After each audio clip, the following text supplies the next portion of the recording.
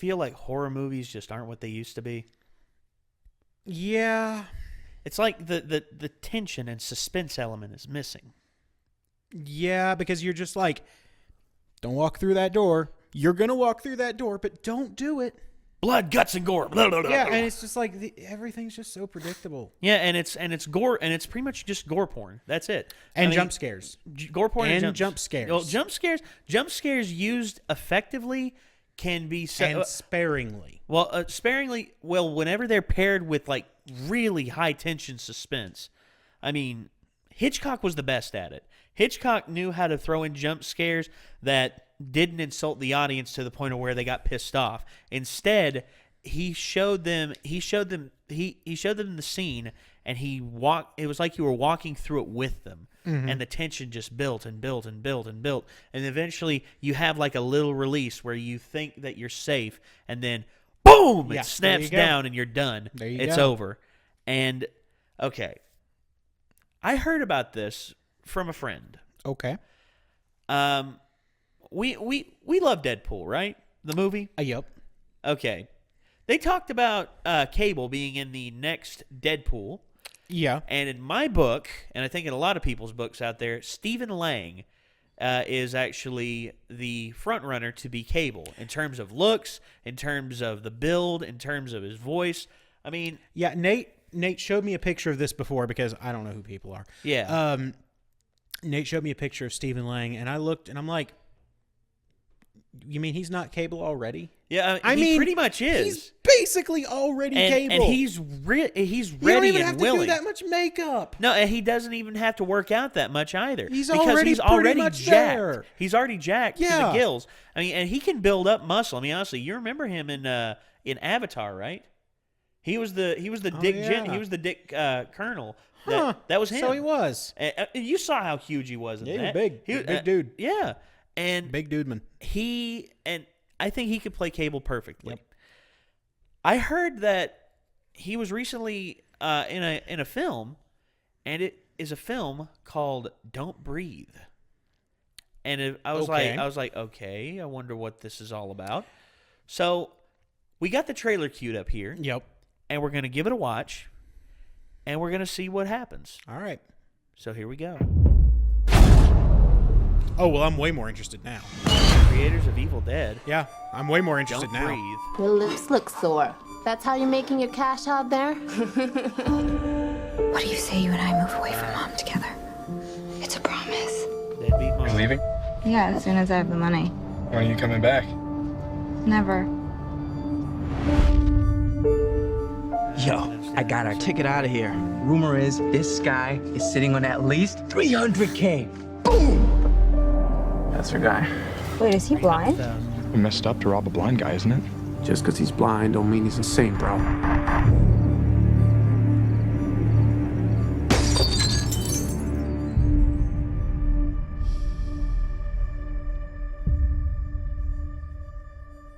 Guys, money's probably in there. Makeshift silence. That's a crap silencer. Who's there? Stay right there. How many of you are there? It's just me, man, all right? Just let me go, please. Okay, I swear to God. Damn. Oh, shit. Oh, shit.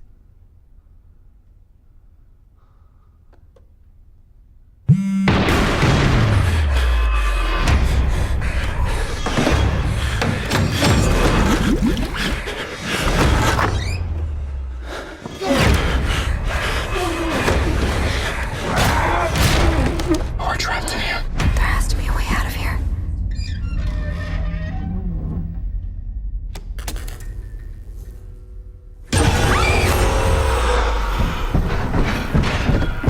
He's coming. Now you're gonna see what I see.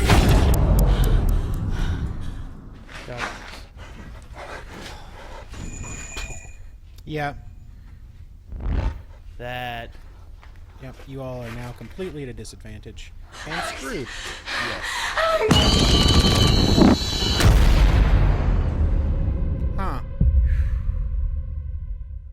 Okay. All right. All right. So, Don't Breathe.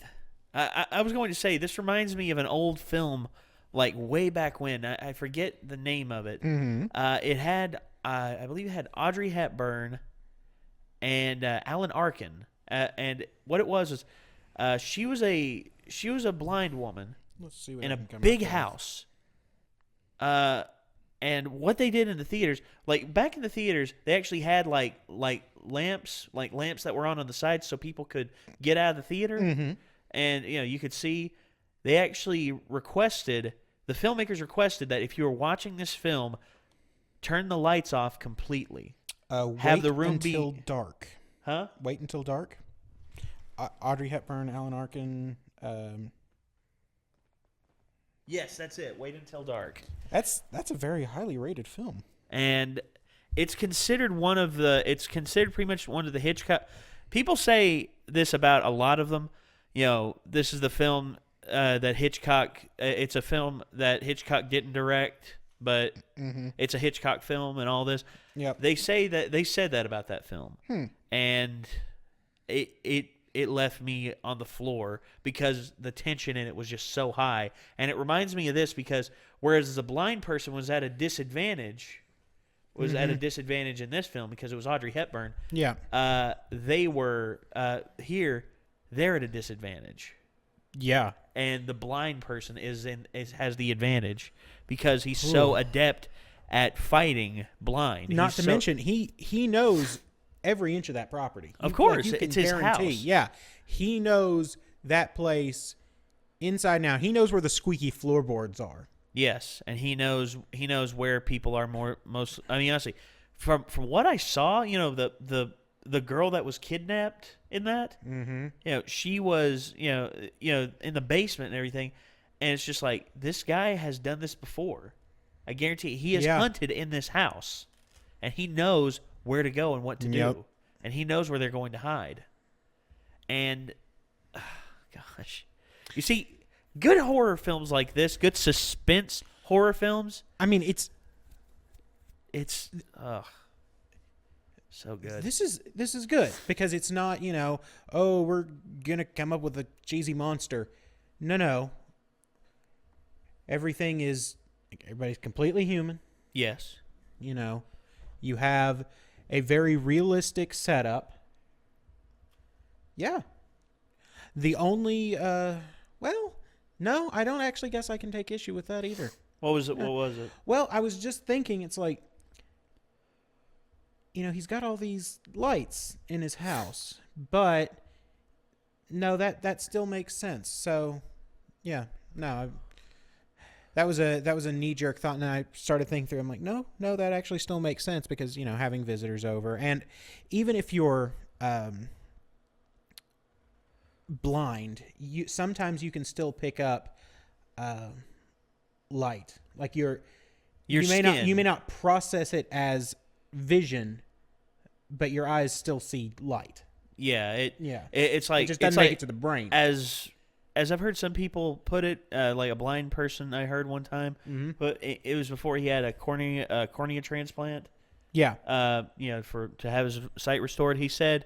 For him, it was like oily shadows, like the room was like everything was oily shadows. And when lights first showed up and came on before his eyes readjusted and it returned to an oily shadow, it became a less gray spot. Yeah, and it eventually faded back as his eyes adjusted. And when he had the cornea transplant, he was able to see again. And going from being completely blind, I mean. I can't imagine that. I mean, I've done social experiments for some science classes where, they tie your thumbs down so you can't use your opposable thumbs. Oh, yeah. And I've also done one, it was an isolation experiment where you were put in a room with no furniture by yourself and you had to wear these noise-canceling headphones, and it was how long could you stand the silence? Oh, yeah. And I did that. I didn't get paid for it or anything. I did it, as part of extra credit for the science class. How long did you make it?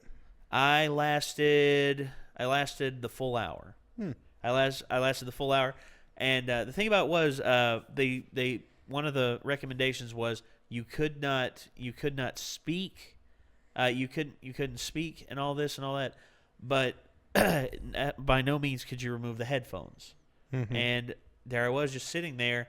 They turned the lights off, and I sat there, and it was really weird. It was like I could actually feel my heart beating. I mean, honestly, when you're still, you start to notice things that you never thought about. I mean, when you're not talking and your vocal cords are causing a lot of vibration, you actually sit there in the silence. Mm-hmm. You can hear your lungs like contracting and constricting, and you can hear the bones creaking and everything. And it's just like, wow. Yep. It's just like whenever I sat up with like my knees like up like this, like on the floor, and then I stretched my knees out, and I heard my knees just go. Yep. It's like high. To tension. be fair, I hear that now because my knees are crap. But I hear it's like high tension fibers just stretching out, and I love that. I love that experience, and I was gonna say in this scenario, I don't think I would make it because I'm a big guy, and Stephen Lang, I think I might be able to distract him enough for everyone else to get away, but Stephen Lang would rip me to pieces as he is. He's a pretty buff guy. For my size, I'm surprisingly stealthy. Like I'm very good at moving around without making noise. Well, I'm good at that to an extent, Yeah. but Like I don't even mean to sometimes. Like I have scared people quite severely without meaning to, just because, just walk up and go, "Hey, what's going on?" Well, whenever Yeah. I'm idle and I'm just sitting there, Mm-hmm.